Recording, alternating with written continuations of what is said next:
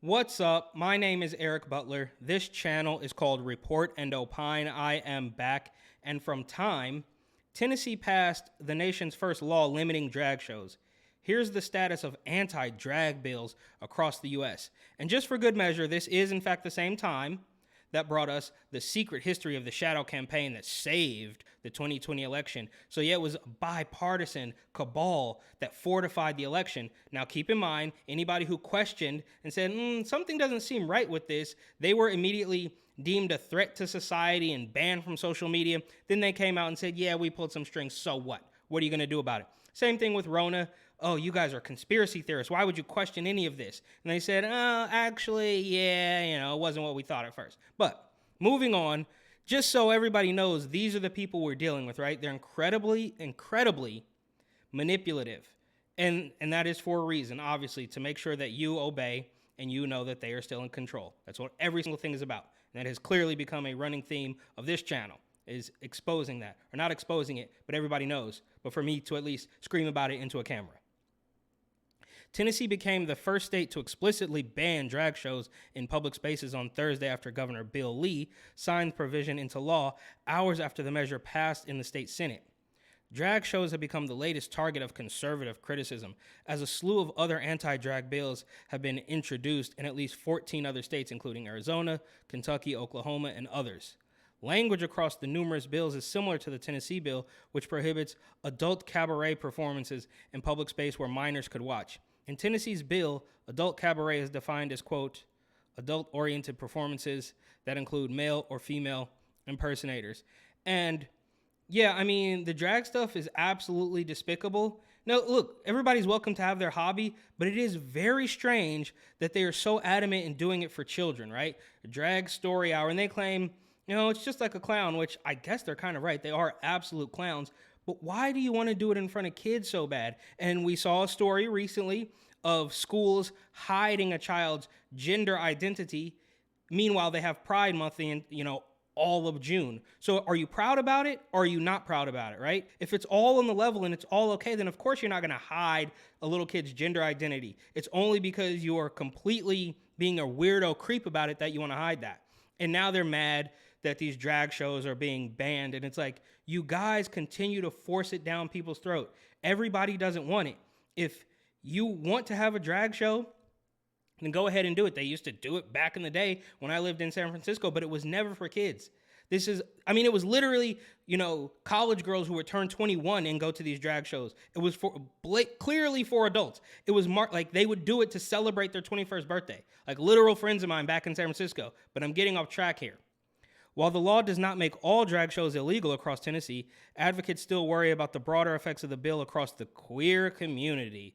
Of course, there's a victim class here, naturally. No, it doesn't matter that they want to shove their politics and their weirdo agenda down your throat. As soon as you say, hey, maybe not this time, then they get to play the victim card. It's like they poke the bear, they poke the bear, they poke the bear, and then the bear swipes back and they're like, they clutch their pearls and ask, why would you do that to me? Why are you so mean? Why do you even care? Well, it's because you guys are constantly holding parades and marching down the street and forcing it onto everybody. You forced us to care, and then when somebody doesn't like it, you play the victim every single time. We are concerned that government officials could easily abuse this law to censor people. Oh, now you're worried about censorship. Is that right? To censor people based on their own subjective viewpoints of what they deem appropriate. Chilling protected free speech and sending a message to LGBTQ Tennesseans that they are not welcome in our state. The ACLU. It's also ironic that the ACLU is doing this because they are supposed to be for liberty. But as soon as somebody's, they joke, they call people who hold true religious convictions, they call them extremists. So they're not entitled to their views, but we are entitled to shove our views down your throat and force it on your children. And you don't even get to ask any questions about that. The bill signing also comes after Governor Lee was criticized earlier this week for what many called him dressing in drag after a photo of what appears to be the governor wearing a dress from 1977. Franklin High yearbook surfaced on Reddit. Okay, sure, right? He dressed up in a silly costume, but that's what it was back in the day. It was just a silly costume, right? There's that viral clip going around of, Dylan Mulvaney and that other weird TikTok guy, I think his name is Jeffrey or something, and then they clip to in living color with the two movie reviewers that are clearly, I mean, that obviously wouldn't fly in 2023. I forget what it was called. Men on Film, I believe it was. So it was a joke, right? Jim Carrey used to dress up like that on In Living Color as well, way back in the late 80s or early 90s, perhaps. And it was all a joke, right? It was always a joke. But now it's 100% serious. And then you have the, oh, the black men always have to wear a dress thing, which is a completely different story. And there are many, many different points of view on that. But I digress. A spokesperson from Franklin High School told NBC News the photo posted to Reddit appeared to be. So now they're harping on this old photo. Who really cares about that, right? They're so eager to find. See, you did it. No, dude, that was like 40 years ago, bro, and it was a joke. He wasn't forcing anybody to believe he was a woman. He wasn't forcing any kids to watch him strip on stage in a woman's costume. And for the record, where do these people get off constantly dressing in woman face? They take this caricature, they do this crazy makeup that no woman would ever wear, this crazy costume jewelry that no woman would ever wear, and then pretend that's what a woman looks like, and it's all accepted. But the moment a white person wears braids or dreads, cornrows, whatever, they are immediately deemed a racist, a racist, and they're participating in cultural appropriation, right? So somehow woman face gets a pass. I'm still very confused on that. A spokesperson from Franklin High School. Yeah, okay, we already been through that. And then they quote the Daily Beast. Naturally, they cite the Daily Beast, who Time Magazine is now quoting the Daily Beast, and the Daily Beast is quite obviously one of the worst propaganda outlets in the entire world. I don't think they've even pretended that they're trying to be real news. They are quite clearly an arm of the political establishment, just selling it to a little bit younger viewer, right? To a college girl or something. Conservatives across the U.S. and far-right groups are advocating for similar provisions that they claim will better protect children. And time is obviously a joke as well. Even the term, every single term, all their little buzzwords don't mean anything anymore. They've beat all of these words into a paste. None of the words have any meaning. Oh, far-right.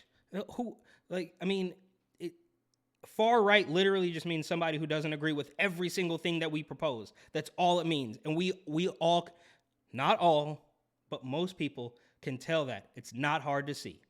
LGBTQ plus advocates contend that these bills are just the latest attack from conservatives following the overturn of Roe v. Wade.